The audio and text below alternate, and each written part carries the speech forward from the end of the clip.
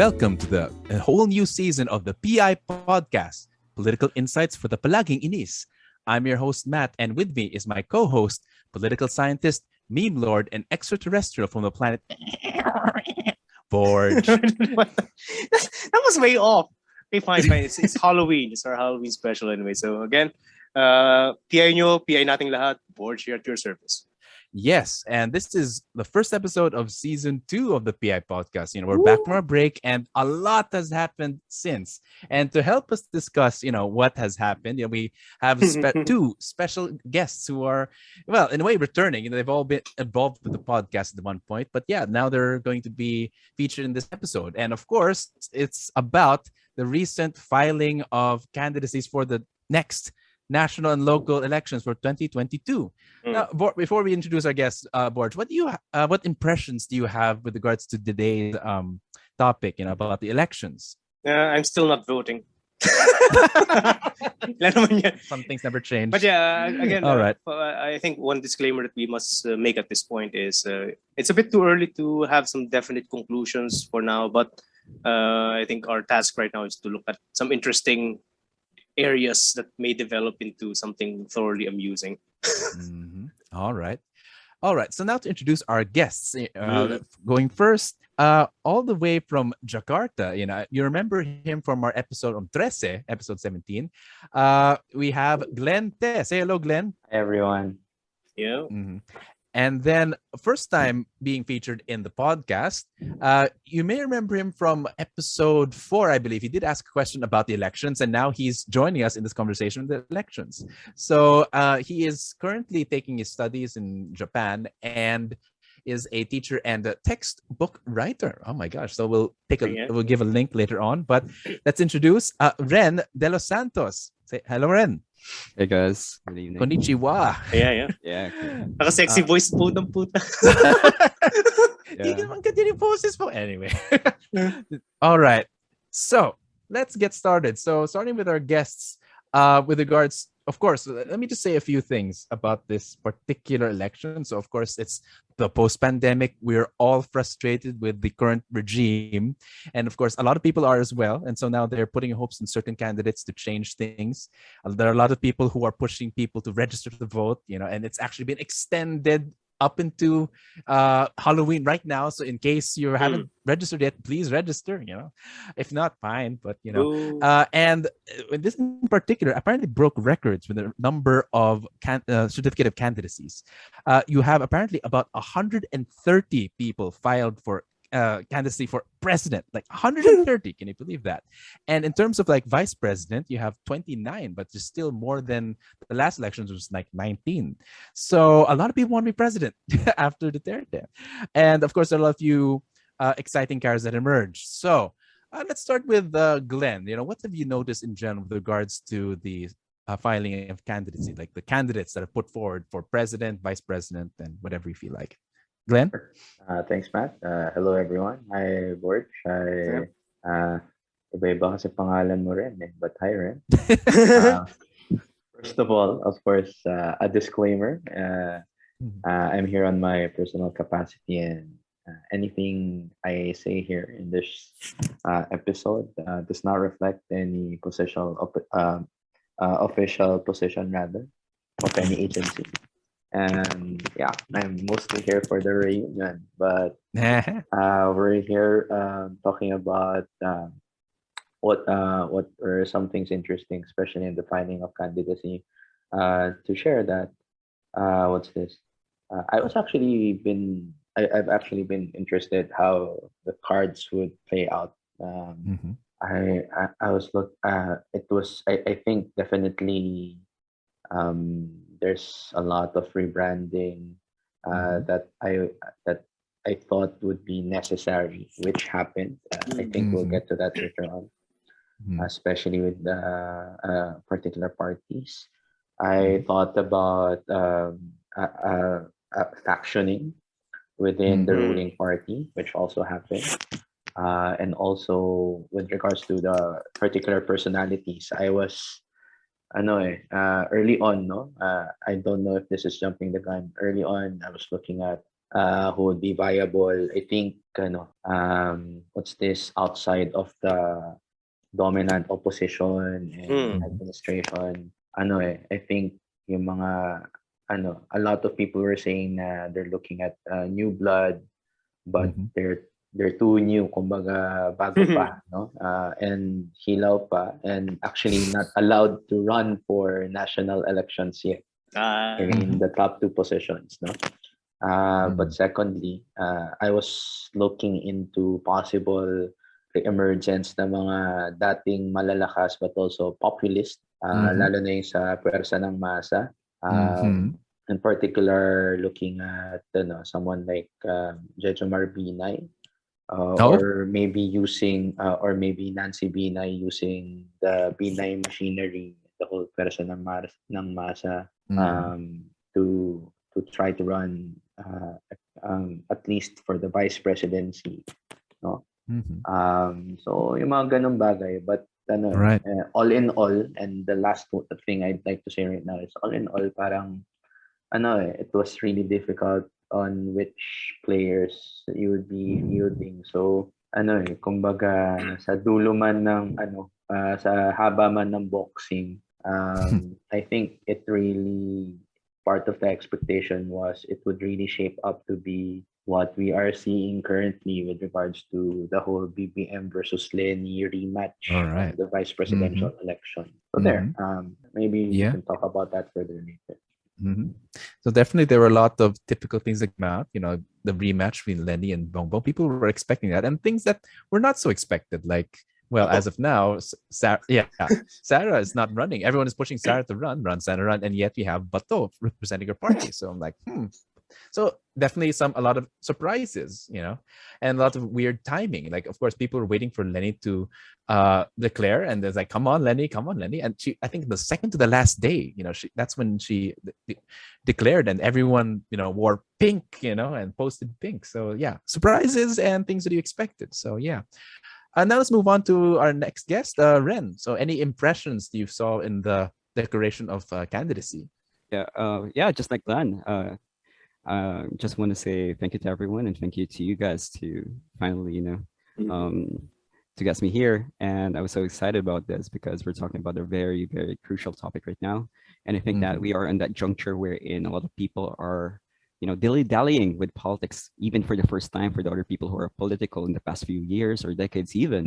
Mhm. That during the pandemic, they saw that how important politics really is, not only Mm. governing the high politics that we have, but also in the groundwork and how we live our lives. So I think that because of the pandemic, a lot of people are now turning out to the voting counters and also registering. So that's why kudos to everyone for that, because I've been an advocate for people who vote and be proactive about, we're proactive and critical about our government, Mhm. not just, a particular party, but everyone, because I would want to highlight that as people, as citizens, we have to look further than the face value of these candidates, look further than the names of these candidates, but look Mhm. at the impact and what they really have in terms of our politics and our society.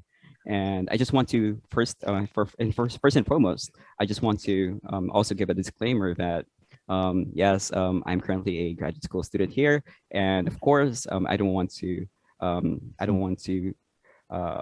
say anything that is uh, I mean, there could be a possibility that I could say something that is generally controversial or anything like that. It doesn't Mm. reflect anything of my affiliations.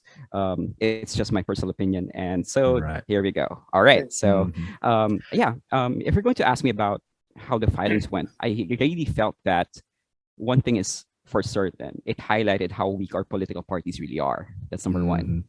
And number two, and of course, let me use a pop culture reference here. It's like the Squid Game. Like everyone's just, Oh. running during the running, the Uh-huh. stop and go game. It's more like that. You Uh-huh. know why? Because I really felt that campaigning right now also has an element of timing. That Mhm. people right now or campaign managers see the importance of timing, just like what happened with Duterte during the last time, because Duterte used timing Mhm. in his favor by dilly-dallying, by making Hmm. fake moves and then doing the switch and bait, and then finally deciding to run. He created Mm. traction without really spending that much money. Mm. And I think that a lot of people right now saw that opportunity, and then I think that there's a high possibility that that could occur again. And I could pretty much say for certain that it could happen again because of the times that we are right now. I think that strategy will be critical in how their run or their political positions would run, how their campaigning would run, because this is a very different time for campaigning. It's not just, the usual fiestas, but now they're using social media. I'm being bombarded and targeted by a lot of these ads right now. And I think that, it's going to be a critical time for them, that they're going to use timing in how they run. That now, Lani posted her position that, hey, finally I'm going to run until the end. But now I think that another group is certainly trying to do that, but in a much more extreme way. So just, let's see what's going to happen next. So yeah. Right. Thank you, Ren. And in fact, that's been something we've been saying all the time in this show, that this is one of the most politicized generations. Everyone is bombarded with politics, and even Ren, who was in Japan, not even in the Philippines, and he has Philippine news in his own social media. So, and one thing that you definitely noticed, and maybe we can start in particular, was the fact that I think the most the biggest trend right now precisely is I like something I like to call the pink tide, the pink wave, everyone's on pink, in supporting Leni Robredo, and some big, of course, if you compared with Isko filed, not so much of Blip, Ping filed, not so much, but Leni definitely in social media it made its mark. It was trending in Twitter, it's trending in Facebook. I want to start with Borge now. What do you think about this excitement with at least Leni Robredo in particular? And I think the other one that's rivaling her right now is Bongbong Marcos, which now brings back to especially the questions of the dictatorship, times where and the times where she's beaten him thrice in the several recounts, the vice presidential race. There's a long rivalry. It might culminate in this election. So what do you think about that? Again, we can look at it from, na-mention naman na ni Glenn tsaka ni Ren. You have on one hand the issue of strategy, and on the other the issue of rebranding. So, well, first and foremost, we need to take into account that as far as data from the Asia Barometer survey is concerned, only a small minority of Filipinos are actually utilizing social media for political purposes. A very small margin. May non-applicable na 45%. I don't know how to explain that one, but for now, minority lang talaga gumagamit. I think the key there would be to provide social media materials na pwedeng ma-convey via word of mouth. Yung mga pwedeng machismis, subject sa chismisan. Yun ang success story dyan eh. And regarding that one strategy, Duterte's victory 2016, he did not need to spend that much kasi urban legend na siya eh. Urban legend na siya. So, yung branding niya is more or less organic. Hindi siya as manufactured as Leni's switch to pink. Kasi again, dilaw naging pink bigla. But for me, I think the effectiveness of that would depend first and foremost, subject ba sa chismisan? So, pwede ba sa pagchismisan sa iba't ibang non-social media circles? On the other, can it outweigh yung urban legend ng mga Marcos? Kung BBM na naman tayo. So, kung Marcos apology. So, may urban legend na nakaapak kay na basehan si Bongbong ngayon urban legend ng airpods niya. So yeah, I think we have different strategies here, different materials, different resources. Pero I think we can go to Ren and Glenn from the perspective of rebranding at saka strategy. Right. Ano bang efficacy ng pink? Pink. I would just want to relay on that, because I think that switching to pink was really important for them, because it breaks away from the stigma that they've been banging on for the last few years. And I think that rebrand is subject to an important juncture wherein they're finally departing from the legacy of EDSA. Now they're trying to rebrand as who they are, not because of a particular ideology, or not certainly because of the memories that EDSA has brought upon. I think that, with the death of Pinoy as well, I really feel that, this is a turning point for our politics now that we're bridging towards that. And I think that the memories of EDSA still lingers with BBM, but it's on the other side of the coin. Yeah. Right? So I think that it's still there. I think that, even BBM was being seen as tapping other sources to rebrand, other talents outside the Philippines to rebrand, if you know what I mean. In fact, So, Bong Bong and Lenny both are sharing the Ping, so like, yeah. Or they're, well, I think what you're trying to say, if I'm reading this correctly, is that they have like public PR firms helping them out, or advertising firms really helping them out. So, and so far, I think for Bong Bong, it's working a lot because he has, YouTube apparently has about 800,000 subscribers compared to Lenny, which is in the tens of thousands. So in that front, I suppose he has the advantage, but it's a really between these two pinkos. Yeah. Glenn, what do you think about this rebrand? With the rebrand, I think significant talaga. I think the timing was good. With the announcement, parang bigla na lang, may announcement, and then para at least for me, I only heard of the whole wear pink thing the night before. So I think it took everyone, well, there was a significant amount of surprise there. And I think then people latched onto it quickly. So it presents for me, it more of open-ended pa, presents an opportunity. Kasi yun, ang sagot na ngayon is it's still the same color. Yung loob is still the same color. The people behind it is the same color. So, kumbaga, it's up to their team if how they'll move forward with this new color that they're using. Kasi their whole approach is the whole community-based, organic, in the ground. Right. Sabi nga ng mga colleagues natin sa department, kumbaga, man yung and binanggit rin ni Borge kanina na, kumbaga, yung use of social media is certain aspect lang, not significant enough, or not overwhelming. Ang labanan pa rin sa dulo niyan on the ground. Right. Diba? So, on the ground, there's a certain chance for ito yung sa camp ng ni Leni, dahil yun, it's the challenge for them would be to have these genuine community-based projects and successes that they have and try to project it nationwide. Kumbaga, and there's opportunity there kasi it's not tied to a specific city. Na, for example, in the current administration, and then, kumbaga, labanan ng model cities. You had Davao, you had Taguig, you had all these things, no? Nanga for Lenny. Yeah. So here, different yung mga branding. So, kumbaga, you have the whole community-based approach, and then you have someone like, syempre, nandun pa rin yung Solid North, but BBM Camp is really good in tapping the whole youth, kumbaga playing, ba yun, Fortnite ba yung nilaro niya or Valorant ba? ML daw, ML. ML, yeah. ML, yan. ML.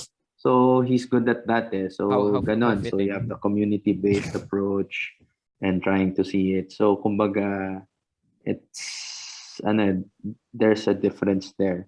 And then you have yung camp naman ni Pacquiao na what's this?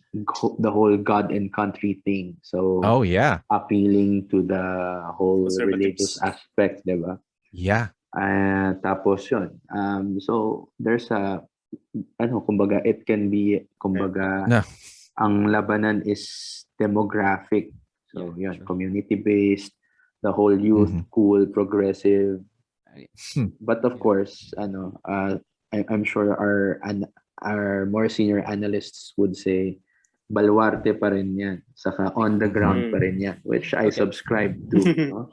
But ito yung, kumbaga, we're talking about branding. Ito yung branding ngayon na nakikita natin. That's emerging. But as going back to the pink, and I digressed, going back to the pink, I think it's, if anything, it's an opportunity. So if it will be effective, or not, it will depend on how it goes from this point until in the coming Right. months. Yeah. I just want to add to that because I find it Mm. interesting as well that, sorry, yung baluarte, the concept of baluarte is, Mhm. you know, rooted upon regionalism. And I think that if you, in Mhm. order for you to win in a national election, you have to break those. Mm. You have to Right. transcend boundaries. You have to transcend Mm. those regions, not just, sticking to your guns. Because right now, it's a matter of covering these particular regions because there are a lot of Mm. undecided regions right now. If you're going to look at Mhm. the recent surveys, and I think that it's very Mhm. critical for those people to feel it, just like what Glenn was saying a while ago, that it's very much community based. In order, for example, for Lenny or for anyone for that matter to actually have a Mm. foothold, I mean, for to have a hold of that Mhm. communities, I think they have to look further than social media because in social media it's easy to Mm. manipulate it. That you can have 50,000 followers just by buying it, to be Mhm. honest with you. So, and of course, you have those issues such as Cambridge Analytica, and of course, Mhm. other means in how to manipulate these voters through social media. Mhm. I think that in the Philippine context, in order for us or for them to really Mhm. have a foothold of these votes, they have to be felt by the people. And Right. sadly, the only way for that to matter is to have connections in the LGU level, which is Mhm. highly Mhm. critical, right? It's part of the Yeah. Mm. machinery. So because if you don't have a connection on the LGU level, you cannot Yeah. you cannot have a program in those particular regions because they're just going to Mm. stifle your Mm. programs. So I think that Mhm.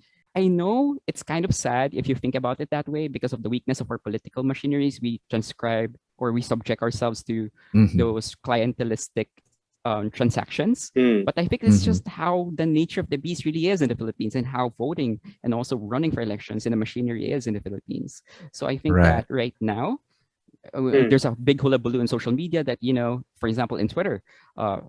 Leni Robredo is you're gaining a lot of traction, but at the end of the day, I Mhm. mean that's just an echo chamber and all just Yeah. the tip of the iceberg because CD and E Mhm. population are still I mean pretty much they don't Not No, the really I, thing. subscribe to that uh, kind of manipulation or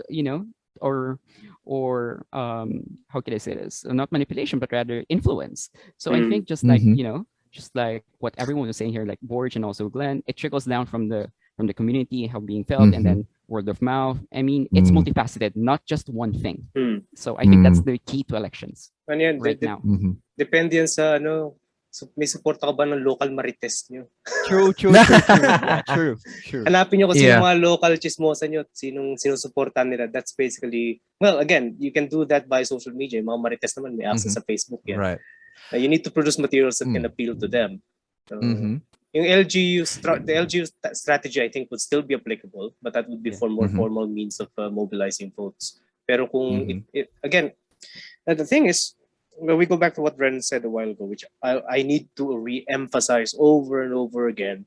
Political Mhm. parties mattered so little here in the Philippines that I have no idea Mhm. why people keep on advocating for strong parties. True. Right. Uh-huh. And the thing Uh-huh. is, this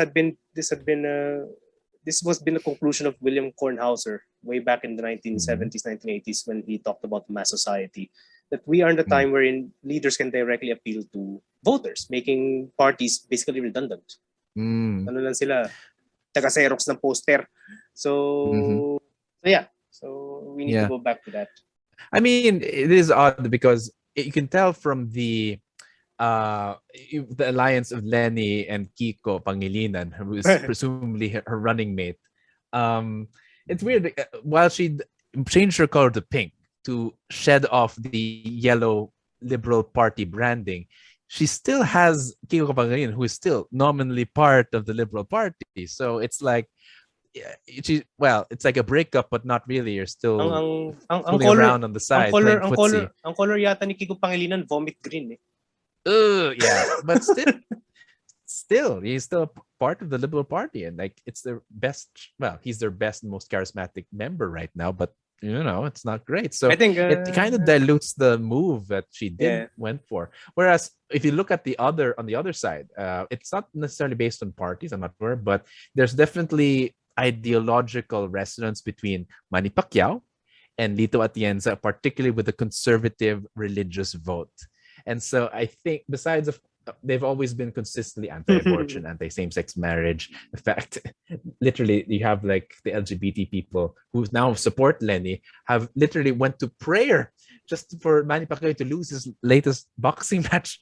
Anyway, I digress. But the point is, I think as early as now, they are somehow sending a message of who they are, but also making it difficult to build coalitions. So it's kind of odd. Like Manny Pacquiao definitely is solidifying himself for that conservative vote, religious vote. Whereas we never had. there's dissonance between that, between Lenny's team. So yeah. Curiously, we never had problems with coalition building. Mhm. We always have super majorities in the Congress anyway. So Well, in terms politicians will go where the money is. All right. Guys, guys, why that happens? Why do why they can easily create super majorities in Congress? It's because of how our budgets are being given out. That's how, the nature of the system, basically, that if you don't subscribe to the majority, I mean, you're not going to get enough cash. So of course you won't have any choice. The party of the president, whoever is the president, eventually everyone switches to their party. Yeah, and I think they don't have a choice. calls this the bandwagon. Presidential bandwagon. Yeah, because that's just how the system works right now. So right. Again, it's personalistic. You have to scratch my back, I'll scratch yours. So that's what happens. It's very clientelistic. Right. Before we move on from this one, I'm trying. Leni and in particular is also supported by this one coalition called the One Sambayan. Like, what do you guys think about this? Do they have a factor into this filing of candidacy or what? Like, do they still factor in at all? Anyone? Glenn, do you want to say something about One Sambayan? Yeah, I mean, with them, well, before they chose, they met with Pacquiao pa, no? I'm not sure if that's just formality or anything, but yun nga, ano naman I go back to what I said earlier. It's really difficult in terms of choices wise kung sino yung magiging sellable na candidato. So I mean, no surprise there, I think. Right. Diba? Kumbaga, I think in all these camps naman, it's not really the best. Ang nangyayari, the best candidate is the one that's available. Is the one that's available. Sabi no, PDP laban. He's not the best candidate, but he's the one available. Yeah. Parang siya na lang piliin mo, at least naliligo araw-araw. Okay. Yung mga usual. Naman si Bato. Yeah. I want to say something, right? Oh, yeah. I was gonna say a joke, like, but then again, I kind of forgot about it. So okay, all right. So once Sambayan is already the joke, you don't need to forget. They are a joke. Yeah. All right. For me, One Sambayan is an attempt. I think that it's an attempt towards creating something that is tangible.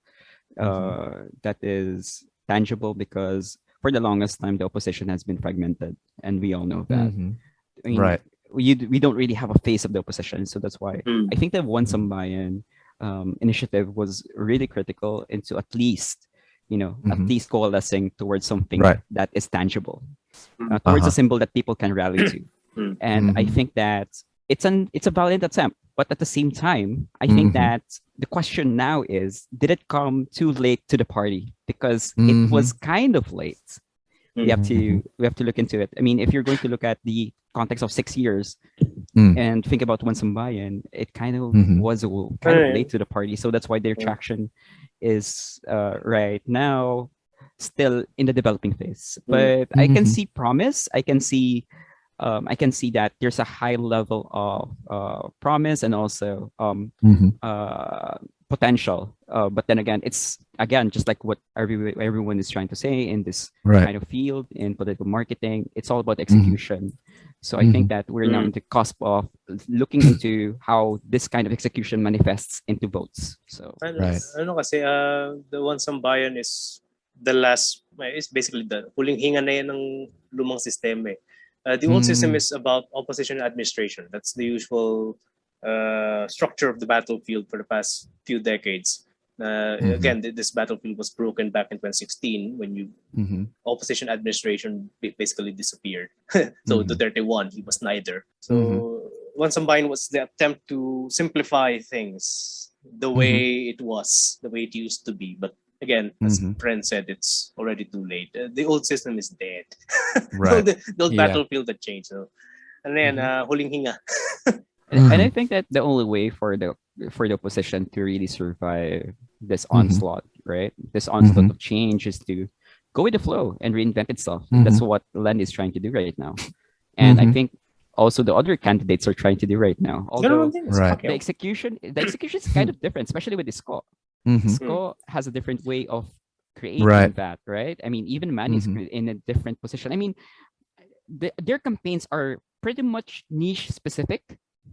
Like if you think about Manny, you think about it reminds me of the Bible states in the United States and how he's campaigning, right? And then you look into Isko, who's trying to put it over. Yeah. I mean, here's the thing about Isko. Isko is trying to be quote unquote colorless, or sit in the middle. But at the same time, right?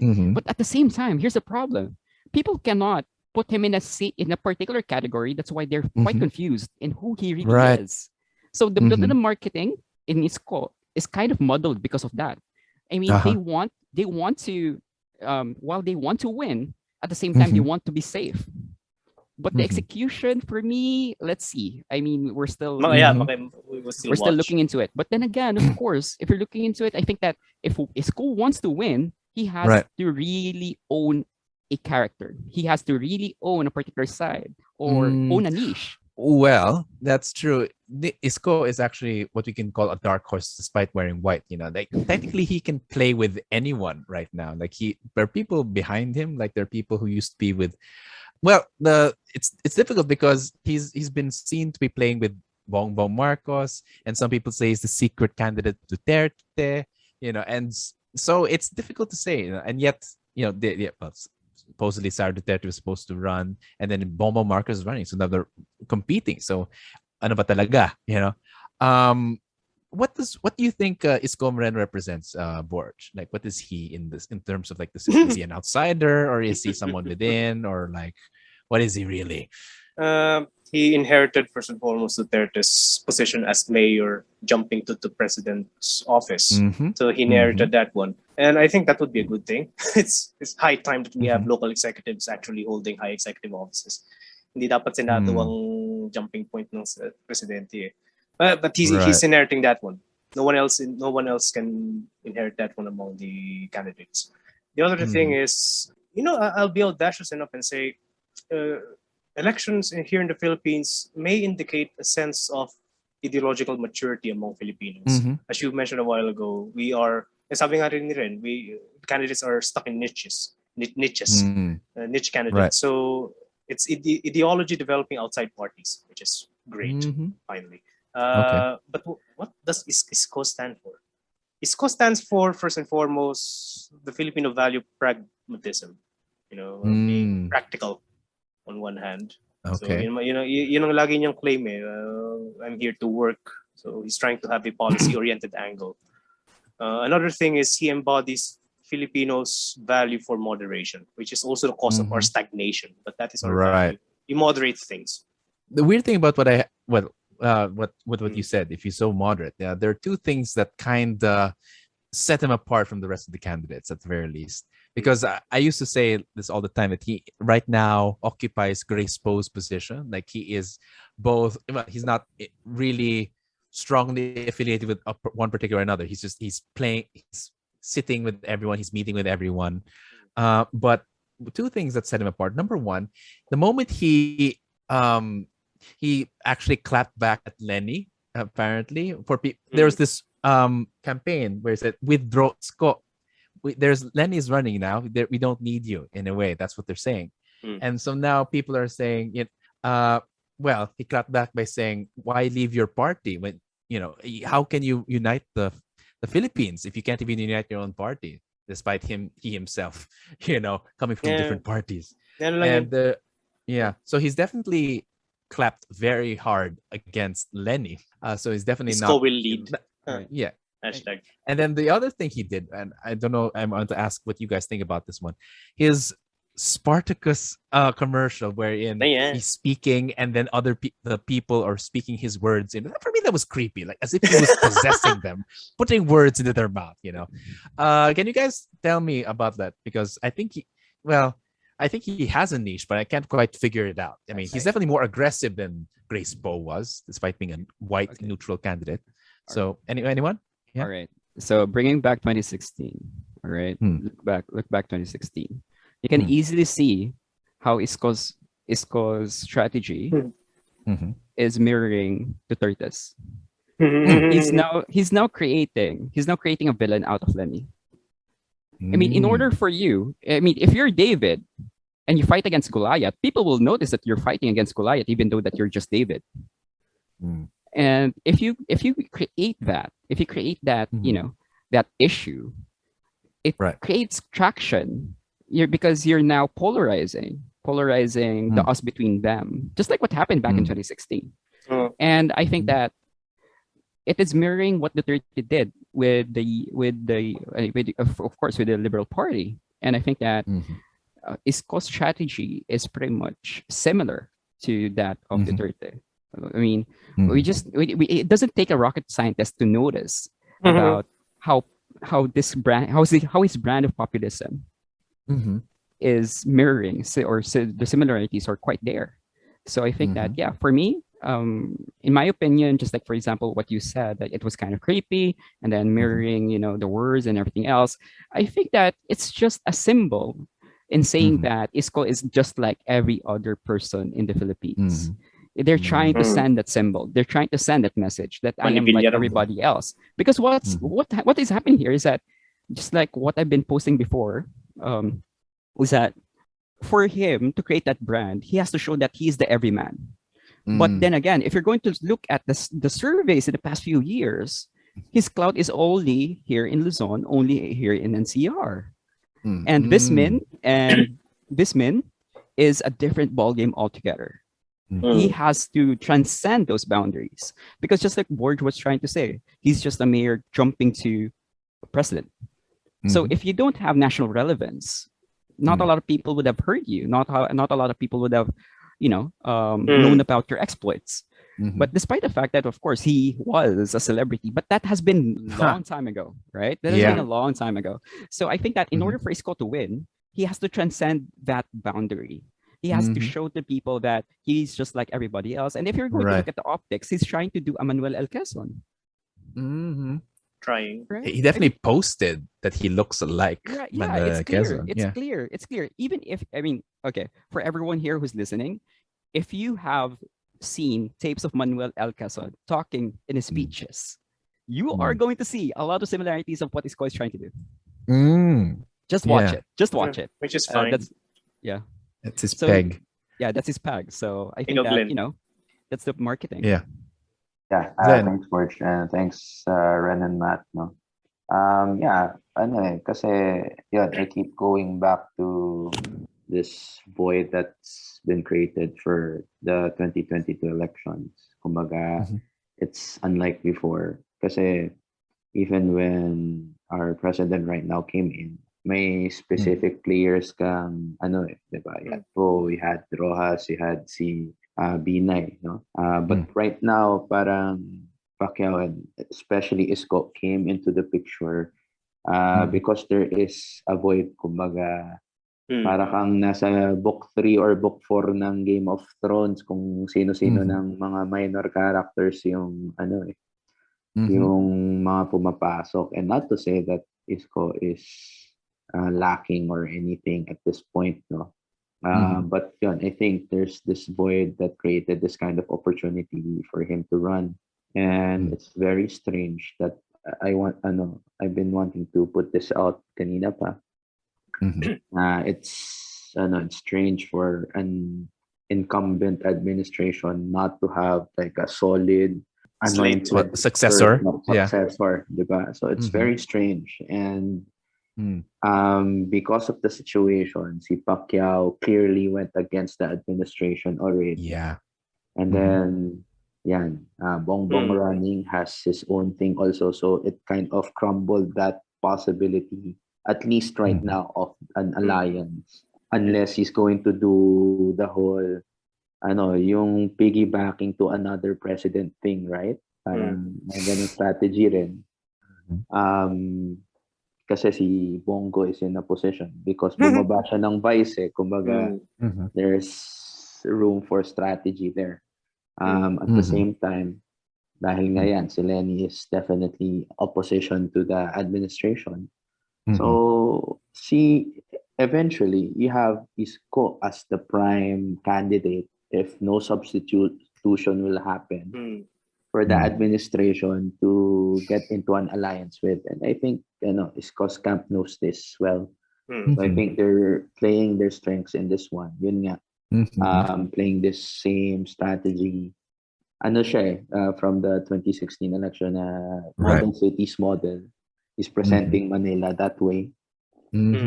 But in a different game. So effective, ang isa sa mga tanong, effective pa ba yung model cities? Or eto na, moving on to the garden country, moving to the community-based approach, moving to the progressive youth with BBM, ganyan. So that's the question there. So yeah, very interesting kung how that will play out, diba? Yung mga dating contender like sila Po and other people, and even sila Ping right now. Si Ping yan. Yeah, it took us 40 minutes to mention Ping. Is he a factor at all? he will eventually, I think, if Isko fails to separate himself from the warring parties, Ping can. Ano yan kasi the waters are troubled right now. You have the polarizations between BBM and Leni. You have Pacquiao against the administration. Isko, if he gets dragged into the boxing match, Ping can rise above it. The thing is, you still think he has a chance? Depende yan Depende if he can rise above. That's the thing about Filipinos. We don't like politicking. The most politicking looking politician would lose, and Isko is trying to avoid that. Ang ano dyan, kasi we have several archetypes, winnable archetypes in the national elections. The most, I think I'm forwarding another theory regarding Philippine elections. It's about capturing as many president archetypes as you can. That would answer Ren's concern about moving from the local to the national. If he can actually capture a national archetype. Well, let's go to the candidates one by one. To an extent. Si Leni, she captures the beleaguered leader archetype / widow archetype, which was carried by Cory Aquino. So yung archetype ni Cory Aquino Dead man's candidate. Yeah, the dead man, anak, asawa, widow candidate. Bongbong Marcos, like Grace po, ang archetype nila is anak ng tatay nila. Anak ng tatay nila archetype. Which anak ng tatay nila. Bongbong is trying to capture the honorable statesman archetype that Isko is trying to capture by trying to mimic Quezon. But he would end up as anak ng tatay nila archetype. So, Isko's strategy is actually aligned with, since si Glenn naman nasa Indonesia na. Yung strategy ni Provo Subianto, yung current Minister of Defense na kalaban ni Widodo dati. He actually consciously mimicked Sukarno. Not only the costume, not only the cap, but also the microphone, the old-timey microphone. He mimicked that during his campaign. So, doon makikita yung ginagawa ni Isko. Isko, to an extent, captures several archetypes, which I think makes him, I think this would substantiate the idea that he's winnable. Kasi he captures first, he's trying to capture the honored statesman archetype by mimicking Quezon. He's trying to capture the celebrity politician archetype ni Estrada by serving as mayor. Ang problema lang is hindi siya naging senador. Yun ang concern ni Ren kanina Yun ang pinagkaiba ni Pacquiao. Pacquiao actually went to the Senate and became a national figure while Isko is trying to jump. I think that archetype is compensated by Duterte's mayor to president archetype.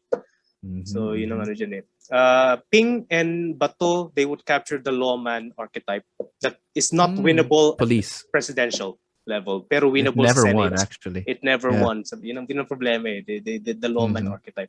Bongo, First Lady archetype.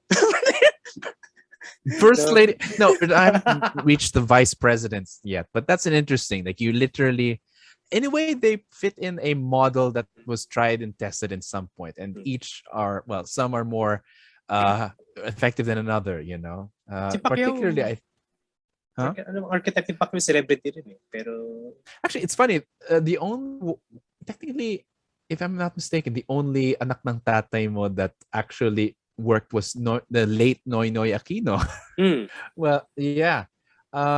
So in a way, he's occupying that space of the Aquinos, which is his mortal enemy. So how that's ironic. interesting. Bongo. Yeah. And with regards to, again, I want to reiterate or hark on to what Glenn was saying and what everyone is saying about Isko. That out of all of them, I think his position is the most flexible. Like he has many options. Like you said, celebrity and honored statesman. I think The weird thing is that he's the politician's politician, and that it came from not necessarily from practice, maybe, like because he didn't win all his battles. Like he tried being a senator and then he lost. So really, it's based out of experience. So that's an interesting thing about him. He's a tried and tested politician. In fact, he's the most politician of all the politicians. So yeah, he has to make him. I mean, he has to make his mind already because time is really critical right now.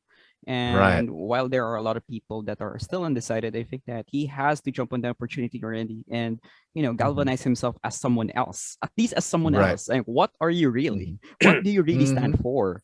Because Mhm. dilly-dallying on the fence will be detrimental for him in the long run. Because by the time Yeah. that he would have chosen a certain archetype, maybe a lot of people would Right. have chosen another person.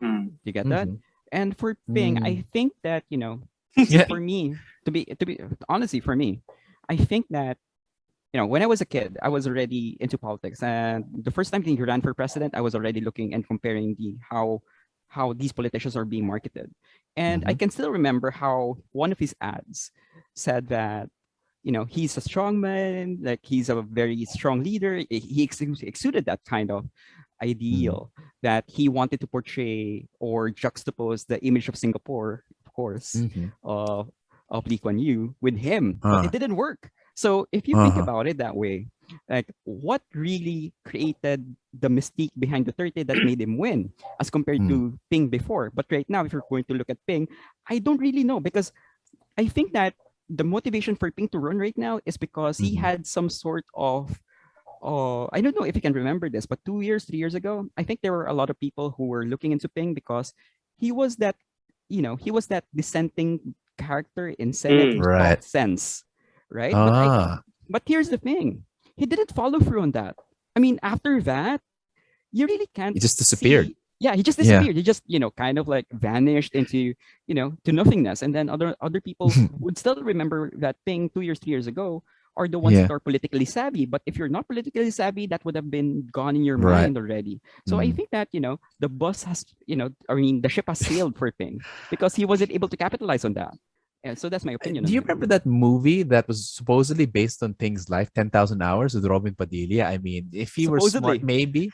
Supposedly, yeah.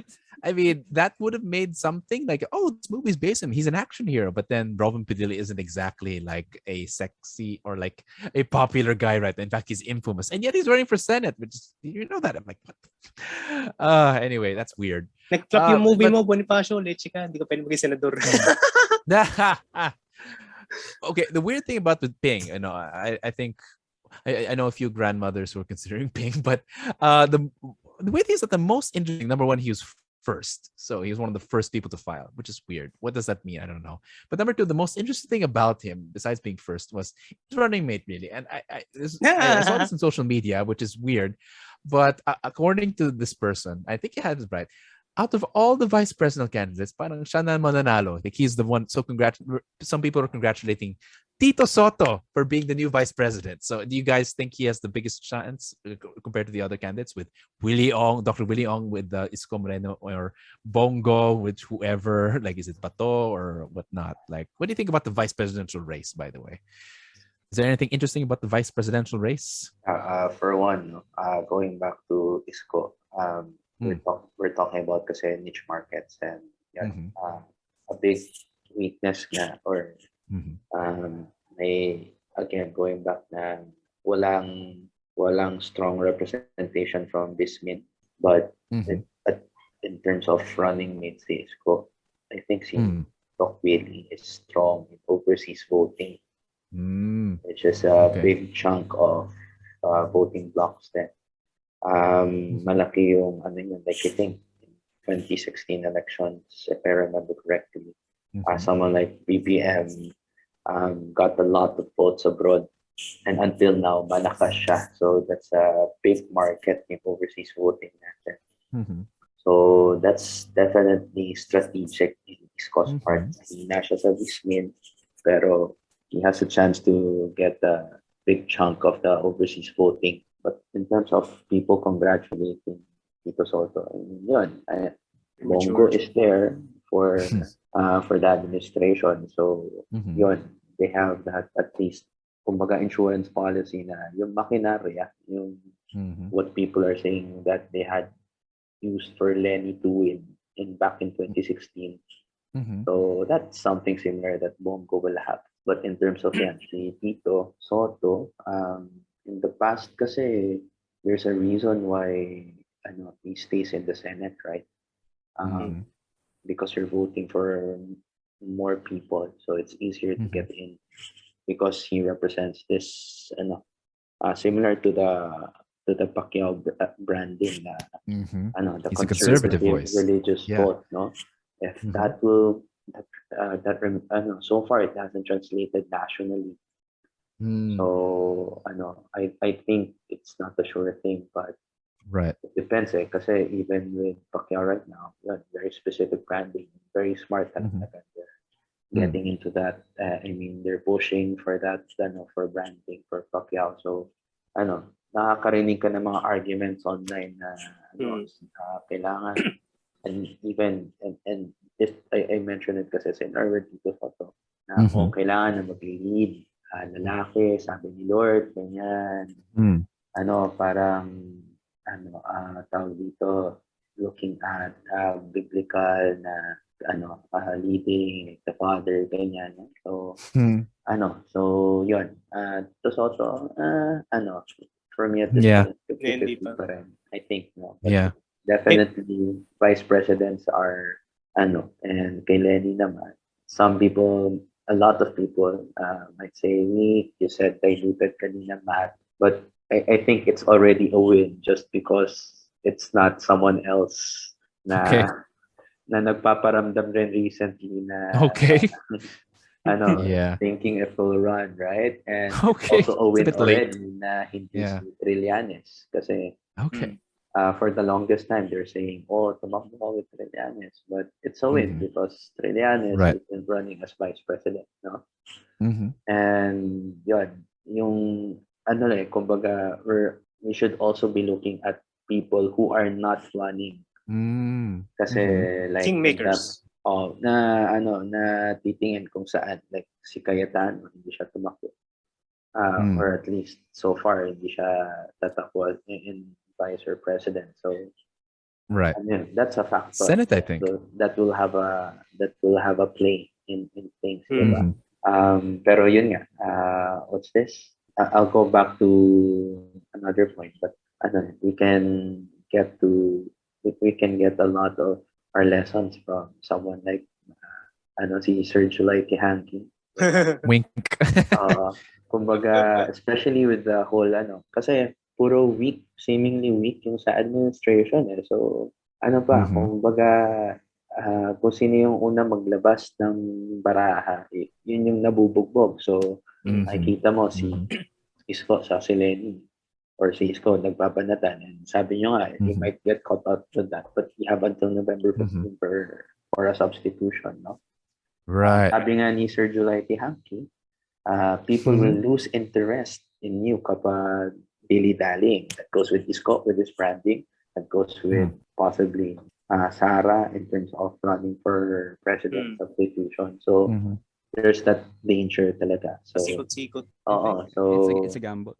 it's a gamble eh. Hey, Parang, yeah, it's a timing thing. Mm. Sabi nyo kanina, si Ping was okay 2 years ago, some years ago. Mhm. Pero yun, it's a timing thing eh. At this point, diluted na yun. Wala nang traction. And also why someone someone not running, si Grace po, not running for vice or president.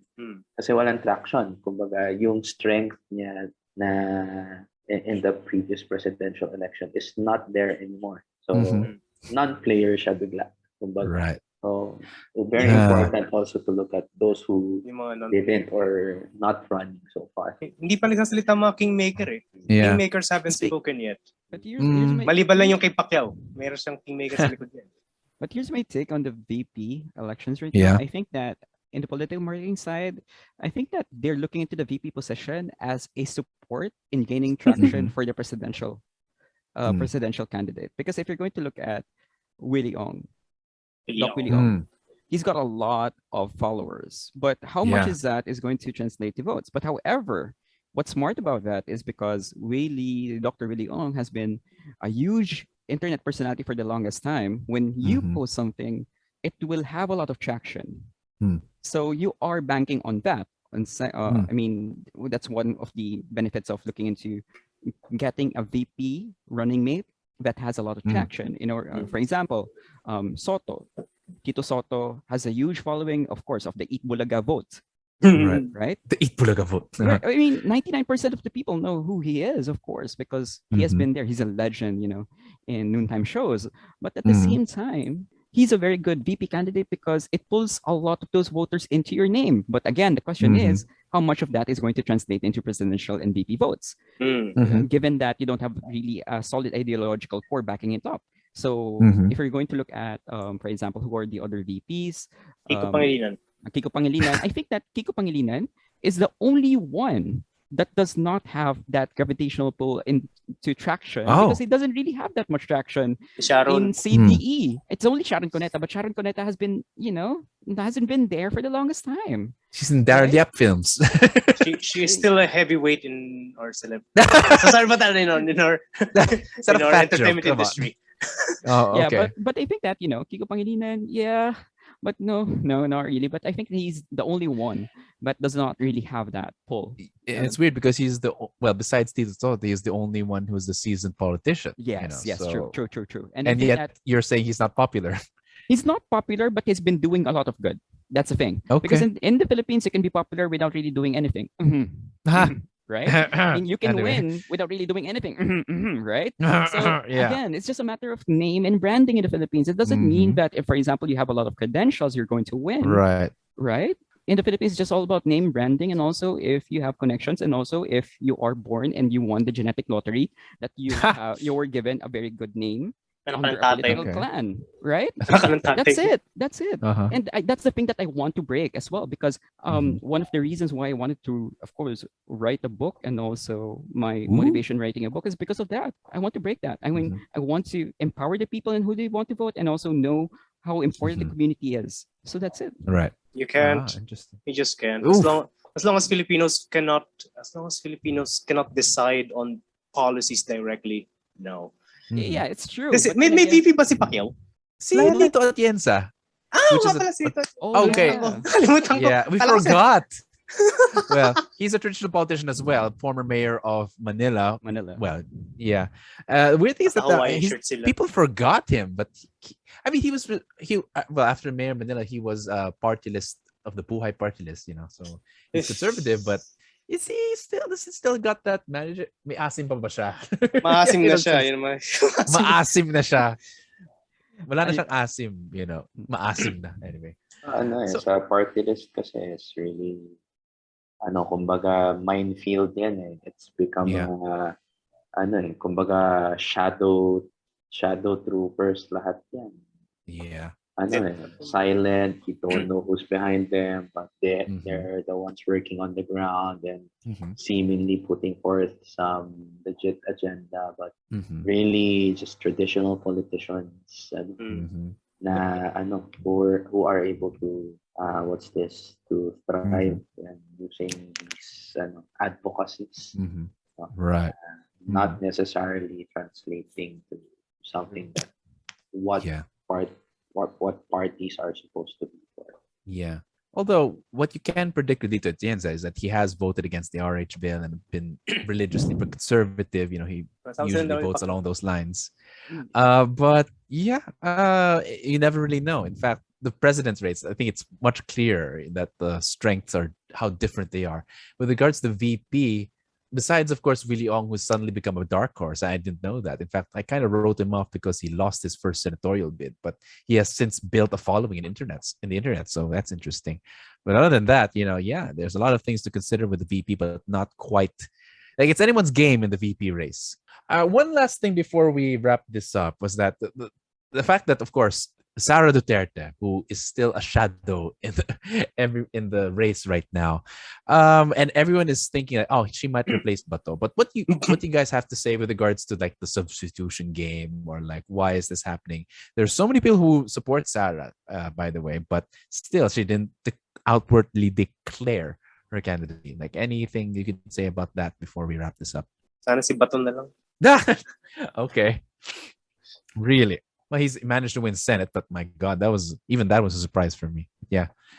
I think that, I'll go first. So I think that it's inevitable. There's going to be a switch happening. That's what I was inferring to a while ago.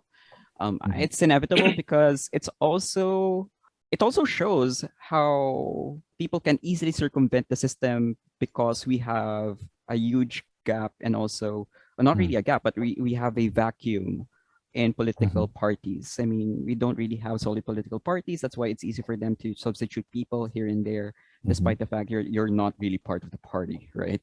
So I think that even in the election code, I think that you don't really have to stay in a particular party for the longest time because they don't have a timeline for as long as you're a member of it. So that's one. So I think that, that's a clear indicator that it's a play all along, that eventually a lot of people in social media has already, seen into that. Because this has been the same play that his father did before with I'm not running because I'm just mayor, and then again, boom, there you go, just like Coco Crunch, right? So then, right? So he's boom out of nowhere.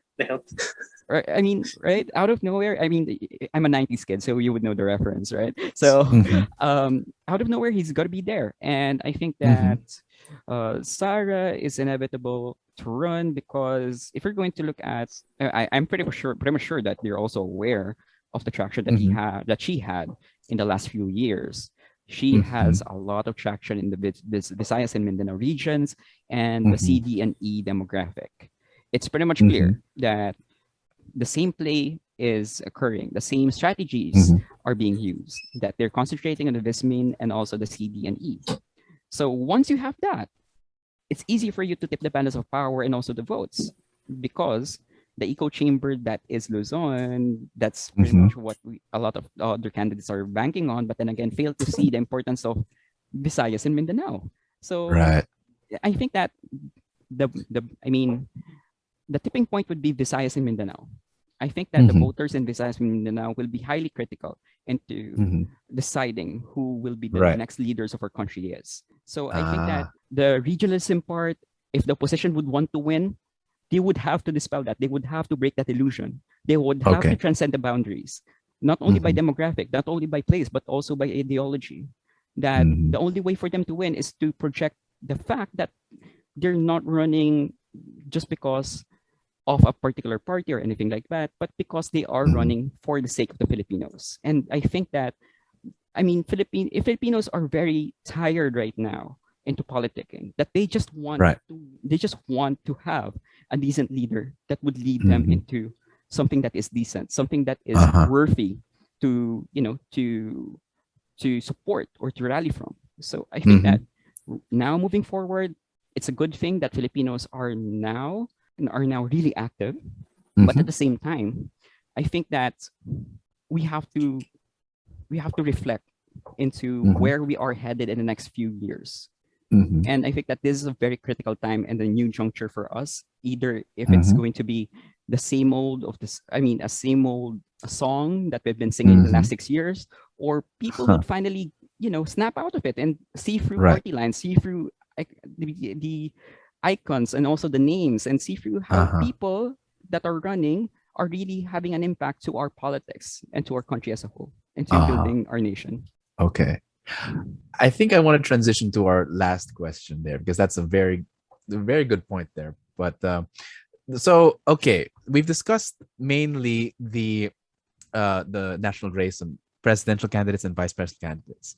So now a lot of our listeners are probably first-time voters or they're considering who to vote, or some people may not have decided it yet. So I was wondering, I want you guys to, each of you, to try and address our listeners and what advice would you give them as someone who is thinking about voting or as citizens?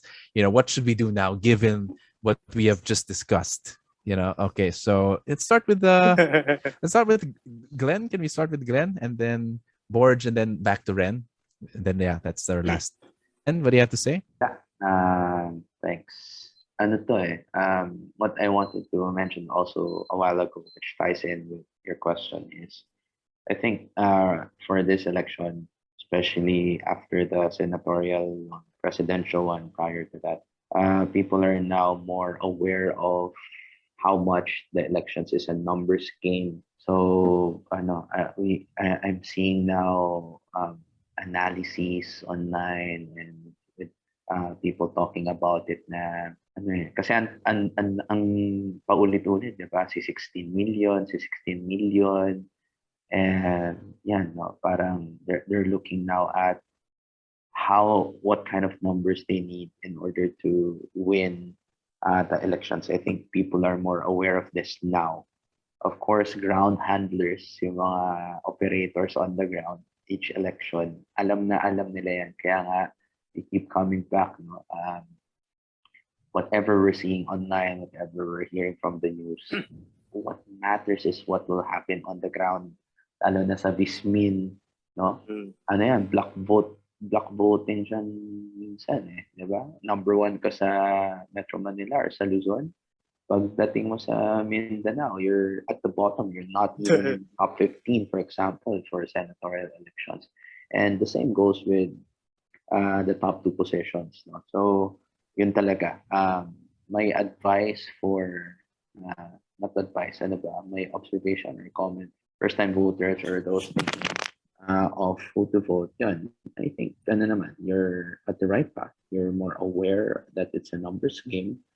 So, yun, act accordingly. That's what I keep telling people naman. Like in a senatorial elections where it's easy to win because you're voting a lot of people. So, how should you vote? Just vote like one person if you want that person to win. Because other candidates will win regardless na hindi sila yung pinaka-okay. Because 12, pinuno mo. So, that kind of complacency. May ganong style.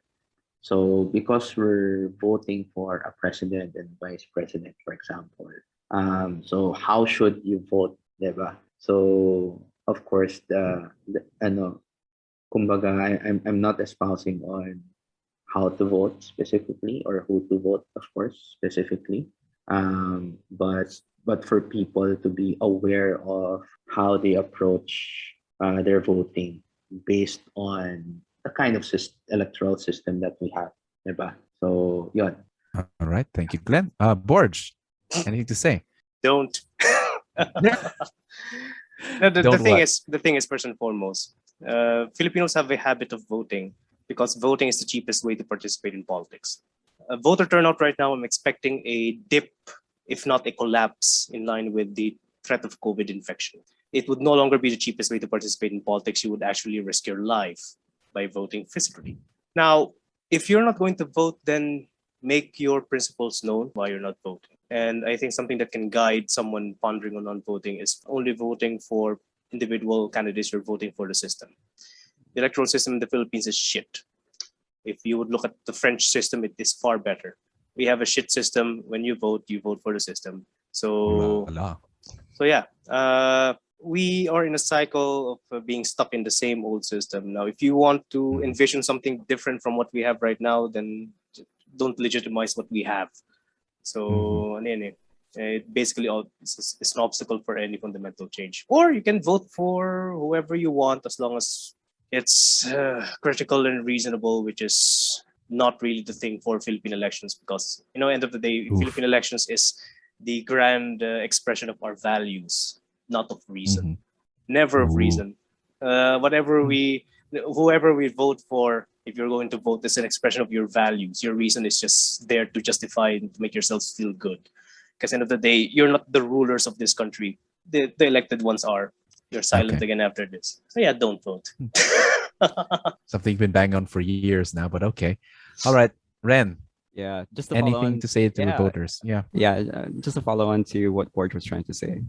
But first and foremost, I just want to say again, thank you to the PI podcast because this reminds me of how we are during lunchtime. How we are during lunchtime in the department, and then we Like just come gold together and talk like times. this, right? Mas And same then, time. and for the longest Yeah. time, we've been talking about like how our conversations in the department sounds like a podcast, and now you guys turned it into reality. So kudos to Yeah. you guys. So Mm. I think this really marks and this really shows how far we have gone through the years. But yeah, happy to be here, guys. Mhm. But anyways, so here we go. After it's always like the good cop and bad cop with Borge and me during elections, right? Yep. I mean, you're just talking like, don't vote because there's. I mean, I agree with you, Borge. Just like you're the Godzilla to the Mothra, right? So, so that's what What a we weird were image. before, right? The image Yeah. before. So again, I just want to tell everyone, like, on contrasting with what Borge is trying to say, I think that on a positive note, we have to be optimists. I mean, even though the system is not particularly perfect for that matter, I mean, it should stop. It should not stop us from believing in fixing it and to believing in participating through it. We can actually have an impact, whether we have whether it be small or big. At least we are trying to exercise our right to suffrage. At least we are trying to express who we are as political animals, so to say. So I think that even though that, again, I agree with Borge that it's not perfect, for the crying out loud. We have hundreds of politicians. Even Rastaman is trying to run, and also people who wants to invent a teleportation machine to solve as the traffic is there. But then again, of course, we have to respect the fact that the quality of our democracy lies in our hands as people. If we don't improve as citizens in a democracy, our democracy will not move further. Our democracy will not evolve. So again, at the end of the day, we have to look into ourselves when we are voting. So just to simplify everything, Plato, or I think Plato or Socrates said this before, that voting is like asking someone to drive your trireme. A trireme is, of course, a boat. And you don't just, ask someone, yung manginginom dyan sa tabi na, hey, come on, we're going to ride off for 1 year in a trireme. You are going to drive the boat. I mean, that doesn't happen.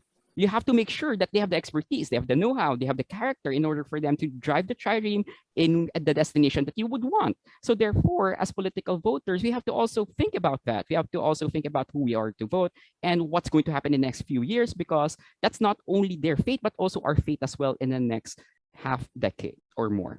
All right. So again, I just want to tell everyone, go out there and vote, because at least, fight the good fight, even though that if you feel hopeless, if you feel that we're not going to win, we have to fight the good fight. That's why we have to go out there. We have to at least be part of something that we stand for. And whatever that stand is, I feel that I not only feel, but I really would want to espouse that we have to go out there and express ourselves as people in this democratic practice. Thank you very much. Wow, what a speech. All right. It's a very, you can Miss see Universe. the diverse views. Oh yeah. Bigyan na Nobel Peace Prize yan. Nobel Peace Prize na naman. It's that Hindi naman prestigious. Buti sana. Woo! Dilawan lang Oh, yun. sabi ni John Magno. Ano ba daw ang Nobel Prize? Dilaw daw kasi yung medal. Yeah. I don't know. It's very interesting with diverse views. So Glenn was saying about it, how it's a numbers game and how people are trying to win. So consider that if you want to try to win. And there are those people who don't vote who don't care about winning, but just expressing their values, like what Borge said. And then Glenn is saying, okay, it's good to having your voice heard. But what I only have to say for that is, whatever you do, when you vote for it, it definitely affects you. So you, at the very least, you should observe. And whoever you vote for, you don't just vote for a leader who is disconnected and you just leave them alone to do their job, but more or less you choose a partner in governance, because as citizens, we all have a job in running this country, and you don't just leave it to the politicians. You don't leave it to people like Duterte or whatever, but as much as possible, someone who you can talk to and engage with at the very least. So, and governance has a part on the citizens, not just on people we vote for. So voting is choosing our partners, not just people who govern for us or over us, but with us. And that's one thing I'd just like to add. So may dagdag lang ako. Is there any candidate right now promising the establishment of participatory governance as a policy? Not sure. None. Wait. Because they don't No. want to share Okay. power. They don't want to share power. They're just elites. Wala pang may clear Meron, si agenda. community based. Yeah. Anyway, Well- we find someone who will promise participatory governance like Jesse. I mean, not Robredo. even like the labor union guy, Calyodi. Oh, I nga, forgot to yeah, mention him. Holy shit. Calyoni. How do you guys think about that guy? As Fully far as hated. as far as my internal info is concerned, he's a long time RJ rejectionist. So the RAs are not even supporting him. So that's the old left for you in a nutshell. Uh-huh. They're Not a losers real- through and through. Oh, Hindi mo lang a support. pure communist. No. RJ siya, so of them. His platform is. Okay. totally RJ, soft sorry. them. Yeah. From dagdag ko lang, just a rejoinder from all of your comments. Something that we missed. Whenever you cast your ballot, you're not casting it for yourself. You're casting it for your neighbors. Yeah. It is not. Hindi lang ikaw ang concerned sa balota mo. That's the illusion of the individual vote. You vote for this. You vote for the sake of your neighbor. Not only for you. Interesting. Kaya nga nila binoto si Duterte kasi gusto nilang patayin yung kapitbahay nilang drug addict. Oh, yeah. Okay. That's interesting. I was going to say, if this whole pandemic experience has taught us anything, do people here do things for their neighbors? Yeah. That's a beautiful thing to think about. Yeah. Basically, vote for your neighbors, not for you. Vote. It's everyone's president, not just your president. He'll be president of the entire Philippines. So think about that. That is interesting. So good See, I'm question. optimistic. Yeah. All right. So thank you guys for a great discussion. Now we move on to our last segment, which is recommendations.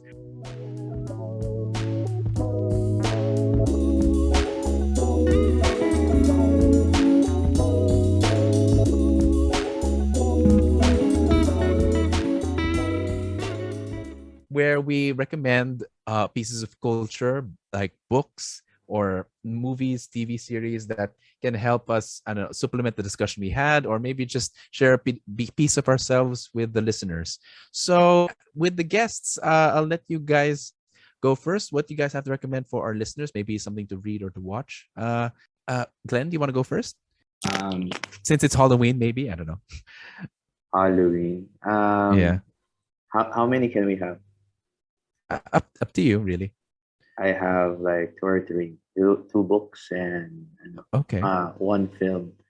I'll start with the weird one. For some reason, I thought about Coming to America. Oh, with Eddie Murphy? Shit. Yeah. Nice. Okay. I mean, for Halloween? For Halloween, they dress up nicely, Okay. right? Oh, okay. Yeah, their costumes. Yeah. Saka in terms of yung elections, I mean, it's a comedy, but it's essentially a leader and then getting exposed to this American culture, and I think for some reason it triggered the elections, and it triggered my memory of that movie. Think of that what you will, no? So, yun. For the books, I already mentioned the first one kanina, Game of Thrones, preferably around book 3 or book 4, where there's no main character in the story. I really feel na parang ganun yung itsura ng players at this point. Filling in the voids left by the original main characters. No, that's why I thought of that. No? And lastly, for my last book is The Once and Future King by T.H. White. Oh, yeah. That's so I'm really into Arthurian legends and Halloween, diba? Dress up naman yun, medieval. Okay. But definitely, ang ganda kasi they tackle Arthur or Wart as they called him before he became king, and his education from Merlin. and there he was Mm. turned into an ant because ano to, spoiler alert, no? He was turned into an ant to make him Mhm. feel the plight of those on the ground. Mhm. Walang ano yun, it's for them, it's just done or not done. Kumbaga wala kang pagkatao. Mm. Kumukuha ka ng pagkain, binubunot yung pagkain from your mouth as if you don't have dignity ka nga as a person. Mhm. And also a fish, ganyan. But one of the more interesting ones in Arthur's education in that novel is Mm. he was turned into an eagle. And when he was flying, the realization that he received was that, tawag dito, yung boundaries are artificial. Mm. Factions are artificial. No? Mhm. And this would shape King Arthur into Camelot, which was inclusive in nature and Mhm. and looking at the plight of the everyday man. So Mhm. again, it's something that could inspire people coming to elections. So Wow. It's yeah. very beautiful stuff. Yeah. All right. Thank you, Glenn. Ren, what do you have to recommend for our listeners? Okay, one recommendation for the movie. I think in support of our discussions right now, I think I'm going to give you guys a classic. It's called Power. It was a movie in 1986, I think, starring Richard Gere, from what I know. Oh. So I think it's pretty much the basics of political marketing, and I highly suggest everyone to watch it. Do you know that, Borge? Yeah. Right? Oh yeah, Pero yata Power. kay Sermon Hit yata yun. Yes. So it's Power by Richard Gere, and it will tell you a lot about political marketing and how elections are run. Even though it's in the American context, I think that we share a lot of that in our own political marketing context and how it is being done in the Philippines. Although it's kind of old, but I think that the tropes are still there. I think it's very much effective, especially for those who would want to dabble into political marketing. Okay, for Halloween, I highly suggest for everyone to watch. Well, Battle Royale. Oh, wow. So it's a Japanese film. That's also a novel, man. Yeah, and a novel. Yes, a Japanese film and a novel, and also it shares a lot of characteristics with Squid Game. So if you like Squid Game, it is pretty much the grandfather, the OG Squid Game for our generation, way back in the early 2000s. So I think that that will be really good for everyone. And 1 and 2, because they have two. It has 2 parts, and then I think another one the other things are quite weird, so I wouldn't recommend that, but I think that's it. So again, thank you very much, everyone. So yeah, that's my recommendations. It's also a manga, by the way. It's great art. Anyway, Yeah. Battle Royale, that's great. Borge, time for your recommendation. I'm itching to recommend The Prince, but mundane. Tagalog version again. I don't think I need to recommend it. I think people are already reading it, but if you read it, to those who are reading it right now, I think we have a candidate who is very close to this. Maalala kay Cosino. But for my recommendation, I recommended reading guide yun. But for my recommendation, I recommend first documentary, Gladstone and Disraeli, Clash of the Titans. Basically, I would like to uplift our values and our standards in politics. I have high standards for politics, but I am not, of course, I'm not ambivalent. I'm not delusional enough to say that petty politics is avoidable. So you have your Clash of Titans. Basically, you have your William Gladstone and Benjamin Disraeli. They're basically the pillars of modern British politics right now, and they're great statesmen, but they're also petty politicians. so there's a good balance between their public-mindedness and their petty politics, petty rivalry between each other. I'll give you one example. When Disraeli became Chancellor of the Exchequer, briefly, because he failed to provide a satisfying budget, kaya natanggal siya. So he was removed from office. He was replaced by William Gladstone. What Disraeli did was to steal the official robe of the Exchequer that Gladstone wanted to wear, because that was worn by the former Prime Minister William Pitt. and William Pitt was Mhm. Gladstone's hero. Ninakaw niya, Mhm. Disraeli, so he took it home. So Gladstone had to buy his own robe instead of wearing the Mhm. robe of his idol. So yeah, so petty Okay. politics can be tied with great public mindedness, but it's just a matter Mhm. of having a balance of both. So Okay. yun ang ano dyan eh. The other one is, I feel so basic with this one, but not basic enough. House of Okay. Cards. House of Cards, the Yes. UK version. The UK version. Okay. The original 1990 UK version. Especially season Mhm. 1 that engaged with Mhm. elections. Mhm. So, yun. Yun lang. It's not basic. Mm, but yes, the UK original one. right. Yeah. Okay, that's interesting. Thank you, Borch. I have also two recommendations, and both of them can be found on Netflix, so it's easy to find. For elections, there's this great series. It was released last year, well, years ago. The Politician, starring Ben Platt and produced by Ryan Murphy, who made Glee, and it's mainly a comedy teen drama. Um, really, it's about a guy running for class president, which is kind of petty, but also he's planning on becoming America's president of America. So he's setting his life entirely on becoming an actual politician, and he's applying all those lessons in school presidency. And there's this one episode. I mean, you can ignore the rest of the series. It's a mini series, but one episode in particular is called The Voter.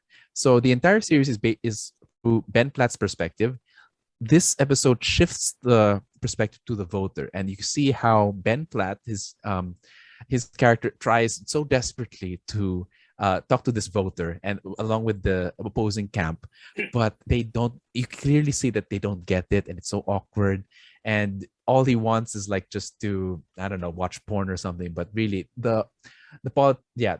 even class politicians are like oblivious to the real needs of the voter. And just when the voter was, well, mild spoiler, but just when the voter is about to think of something he actually wants from the politicians, like they just impose with the spiel and all that. So that shows the detachment between the voter and the politician. So maybe none of the politicians actually really care. They just want to impose their agenda and not really listen to the voters. So that's interesting.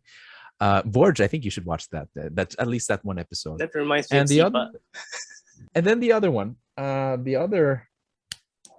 for Halloween, this great series that I love, made Midnight Mass by Mike Nah. Flanagan. It's one of the top horror showrunners here. In particular, like it's about this young priest who goes to the small town, which was actually dead, but eventually when the young priest comes back, like things start happening, miracles start happening, but it's a result of course, the supernatural. And what's great about this is that it uses a lot of Catholic motifs. So, of course, there's Catholic music and Catholic themes, and it's also deals with a lot of important theologies, like is there a point to religion, or how do we deal with mortality? It's the performances and writing are great. It tends to be a bit Slow. cheesy and hammy, and it's really slow actually. It's meant to be, well, it's 7 episodes and 1 hour each, so it's like, but it's really, it's not that scary, but it's definitely dark and definitely deep. So go watch it. It's all on Netflix. Yeah, I just Okay. have a follow-up recommendation. Okay. I forgot. Guys, please watch this. It's in Netflix. It's a Bollywood film, Newton. Okay. Newton. What? Newton. Yeah. Newton. Okay. Yeah, just Newton. Newton is about the voting in India. Oh. So okay. it's really good. It's a comedy, but it really strikes a chord upon how voting is really important. And inclusivity and a lot of those things. I don't want to spoil it to you guys, but Newton is in Netflix. Please look it up. It's very good. And for the book, I think my textbook, kidding, but that's just for for students. But anyways, if you're curious, my textbook, I have 2 textbooks. One is Community Engagement, Solidarity, and Citizenship. It's for K to 12 students, but I designed it to become pretty much a handbook for everyone to become a really good citizen and to appreciate what politics is and how important the community is. And the second one is community. CSR and good governance. I co-wrote this Okay. with my former MBA professor, and it is being sold for the college level. And these both are being published by Rex Publishing. So if you can Okay. see these in Lazada, if you want to look it up. So yeah, thank you. Yeah. One book for We'll be plebs, one posting book the for links. capitalists. We'll be posting the links to that so you can buy your own copy. Thank you, Ren, for sharing your expertise. And thank you, Glenn. Do you have anything to promote or whatnot? Okay. What? Wala. Okay. Borge, any last words or anything you want to promote or whatever? No. We're fine. So we'll just wait for the Yeah. next episodes for season 2. So we're back. Oh, yeah. Yeah, we're back, baby. And maybe we can get these guys back for like maybe a post-election like brief, like discussion. Pag uminit na. Would we have a new president? Oh, yeah. Pinapakulo Maybe pa lang just to before. I think, guys, Yeah. what's going to be fun would be a post debate after the Yeah. Mhm. If they will have debates, I don't think they will have one. I don't think so. I don't know. Let's I see. mean, if they're all vaccinated, fine. But I mean, anyway, well, we'll see. But for now, thank you very much. We'll definitely get you back to cover the elections again. Okay, the PI podcast can be found in Spotify, Anchor, and YouTube. If you want to send us any questions or suggestions regarding the show, email us at pipodcastph@gmail.com. But until the next episode, Magandang gabi, mga ka-PI.